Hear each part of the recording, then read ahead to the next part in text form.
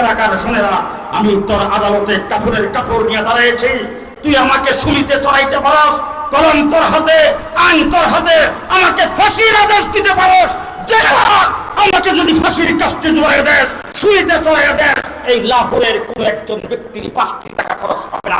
ফাঁসির মঞ্চে যায় বলবো ইংরেজের মিলিটারিতে ভর্তি হওয়া হারাম, ইংরেজের বিরুদ্ধে যুদ্ধ করা ফরজ। সেই হুসাইন আহমদ মাদানির আমরা পরিষ্কার ভাষায় বলছি, বাতালের সামনে কোনোদিন মাথা নত করি নাই। আজকে উলামায়ে দেওবন্দ সম্পর্কে যারা কুৎসা রচনা করো, রবিউল আউয়াল মাস আসলে যারা দুষ্ট জুলুসের মিছিল করো, ভালো করে শুনে রাখো, এই দেশে আল্লাহর ইজ্জত রক্ষার জন্য, রাসূলের প্রতিটা সুন্নতকে মানুষের মধ্যে পেশ করার জন্য যুদ্ধ জাহাজ যদি করে, তাকে একমাত্র উলামায়ে দেওবন্দি করেছে।